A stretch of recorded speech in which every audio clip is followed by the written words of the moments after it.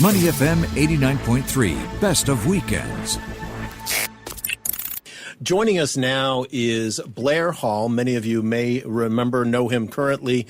During his time here, he was the Deputy Chief of Mission at the U.S. Embassy under the Kirk Wager ambassador regime.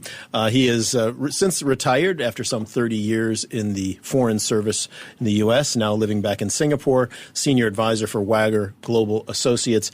Blair, welcome to Weekend Mornings. Glad to have you with us today. Thanks, Glenn. Good to see you on this wet morning. Yeah, it is. Certainly is a wet morning. Tell us, Blair, as you are looking at this ongoing saga in the U.S., what comes to mind as to how this election has shaped up for you? It's a bit like one of those rural railroad crossings in the U.S., right?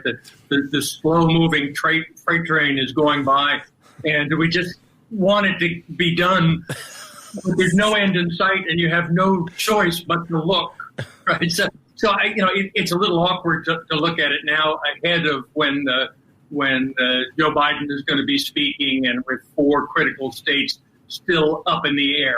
I think we can say that it looks like Biden is in a good position to win. But I think we can also say that the polls didn't get it exactly right. To some degree they did. I mean, in most cases, almost every poll had Biden up in the national polls. They had him closer in the state polls.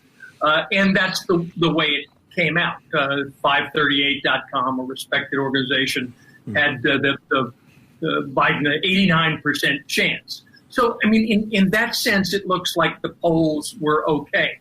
And Biden has gotten more votes than any presidential candidate ever, about 74 million.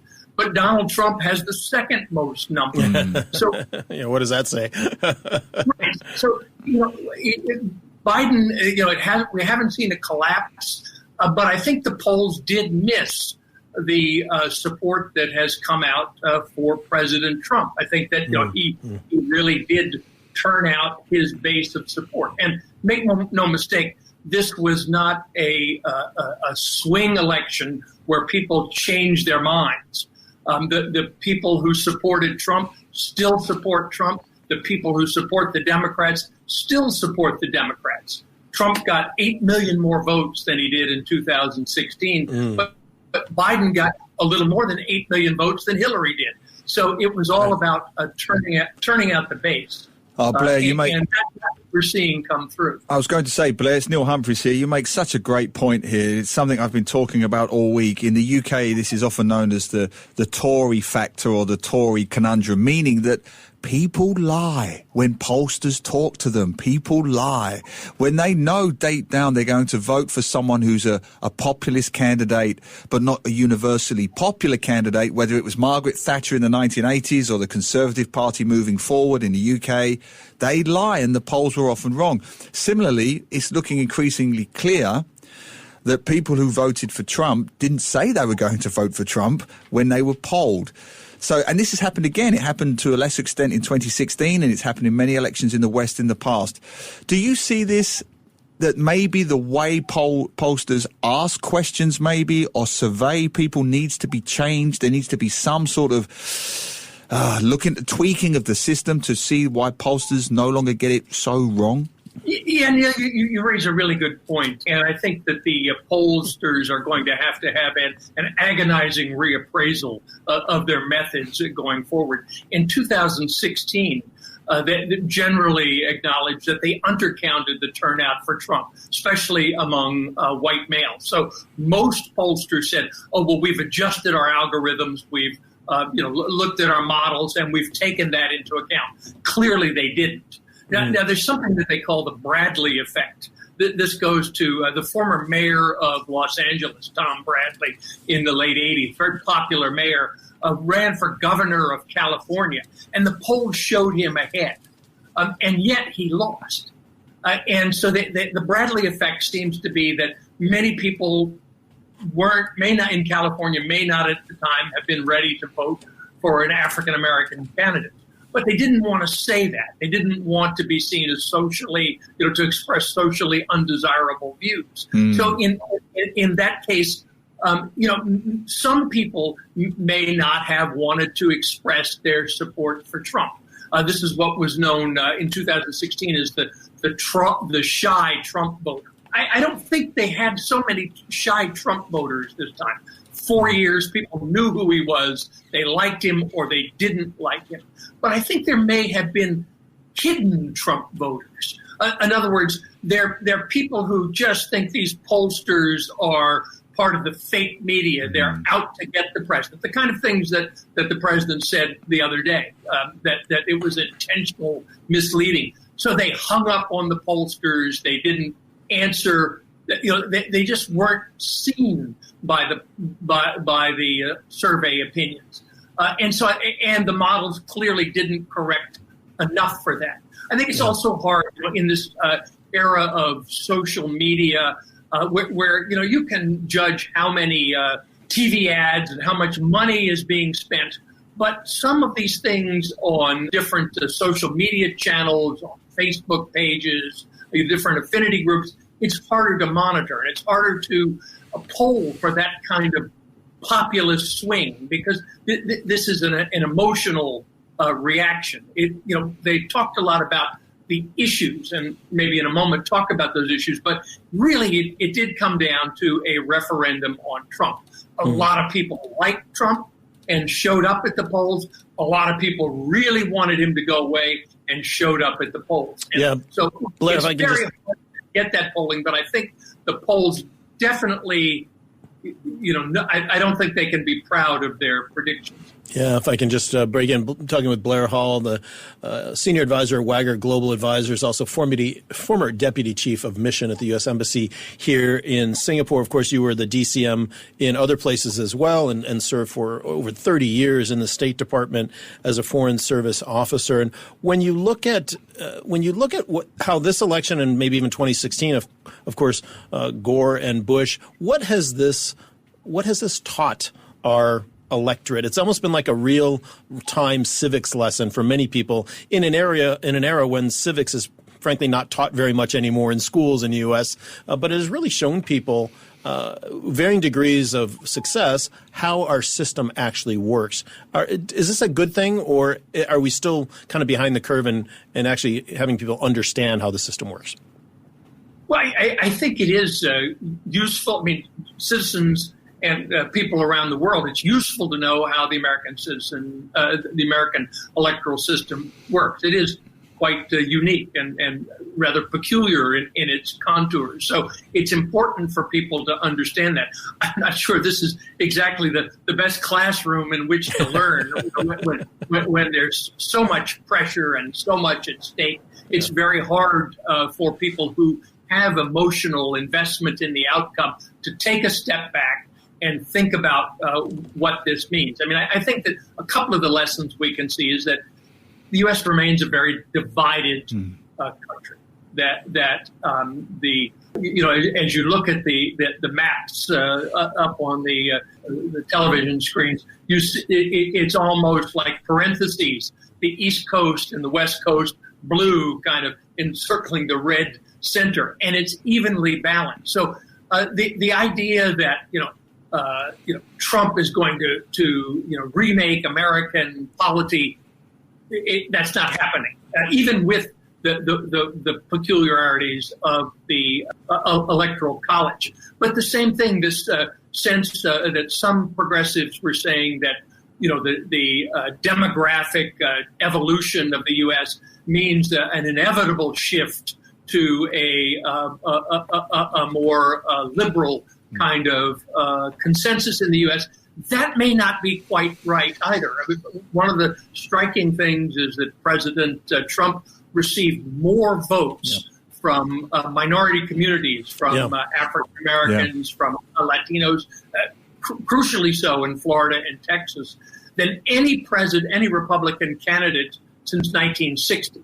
And of course, in 1960, the Republican Party was still, in fact, not just in name, the party of Lincoln. And so this switch and Trump coming back shows that there's something else going on there. It's a more complicated picture. And in some ways, it does give me hope that we will be able to make some, I don't want to be Pollyannish, but some reasonable steps to bridge some of these gaps. Yeah, that's a great point there, Blair. Just follow up on that point, though, because you mentioned there correctly, Trump has got almost 70 million votes. When they're all counted, it will probably be slightly more than that. This hasn't really been a repudiation of Trumpism, has it? In the way that maybe some, as you say, Pollyanna types or idealists might have expected. It hasn't been a repudiation of Trumpism.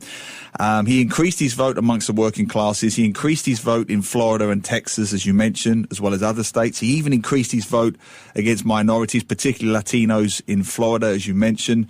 I just wanted to read you a quote here that I read online from Eddie Glaude, a professor at Princeton University and an author of Democracy in Black. And he said, the so-called moral outrage around Trump's presidency did not produce any substantive shift in his Republican support. In fact, he expanded his base among white voters. Trump continues to flourish in the intersection of greed, selfishness, and racism.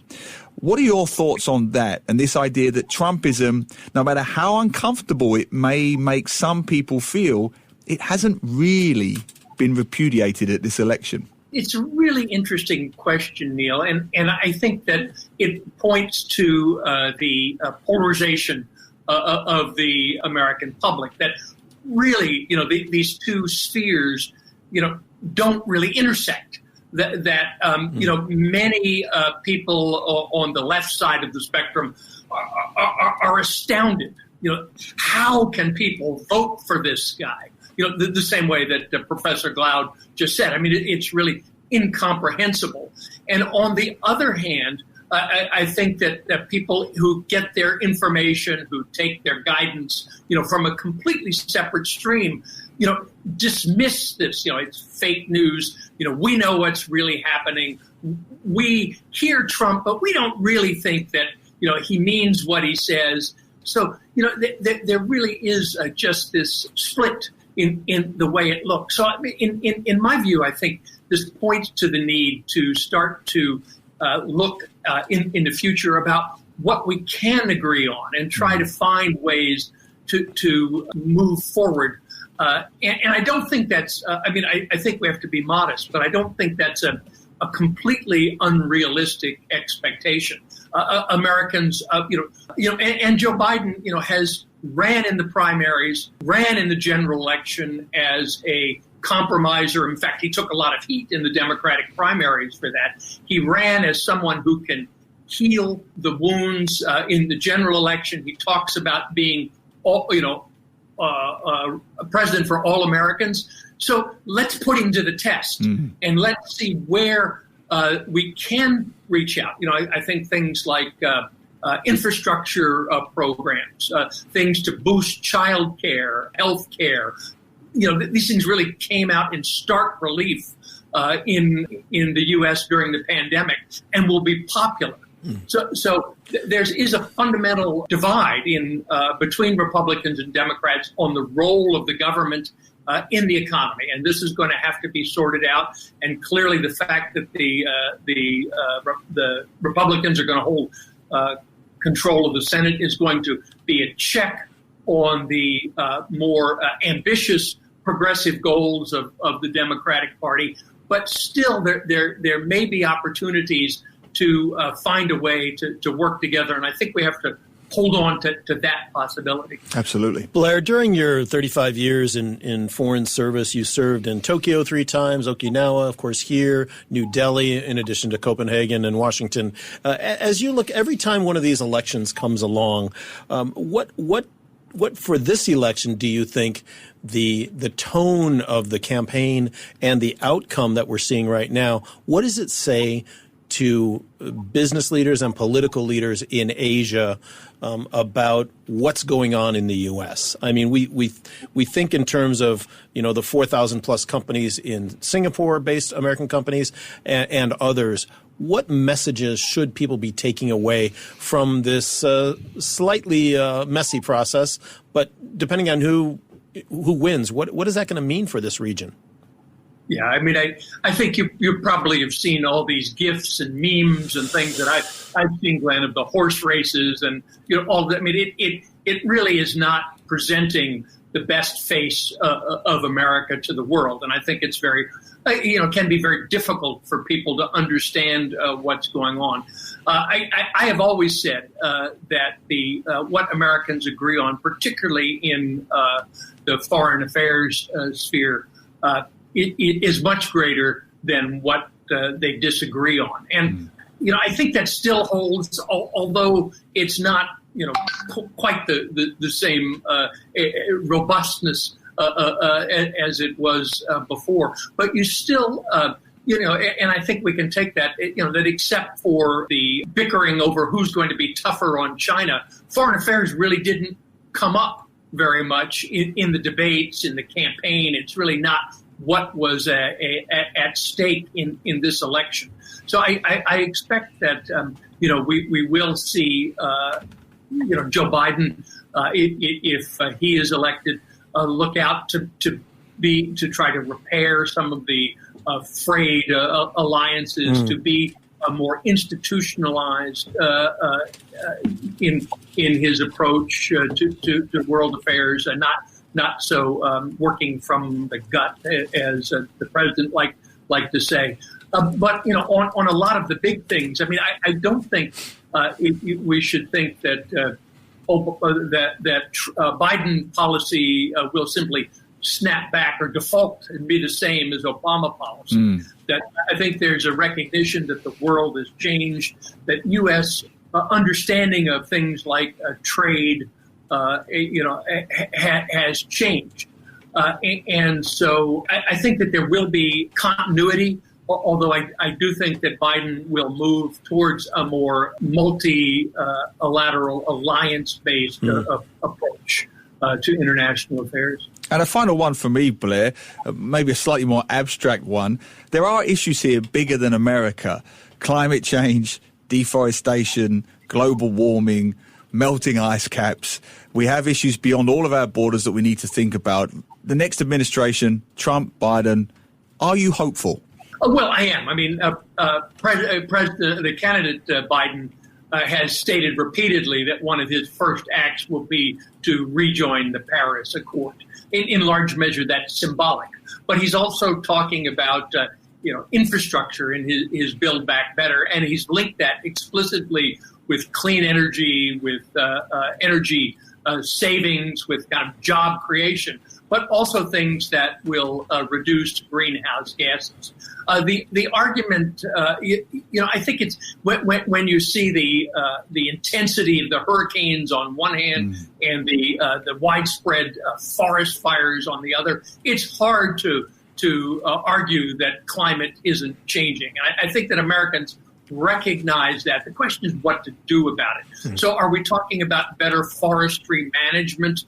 Raking the forest floors is kind of a simplistic way. But, I think there are things that Americans can agree on and can do to help reduce greenhouse gas emissions and mitigate against the worst of it. And I think that one of the things we'll see is the U.S. will again be in the arena, because without the U.S. as part, it gives no incentive to other emitters, China, India, others, to play the game. With the U.S. has to be part of the solution.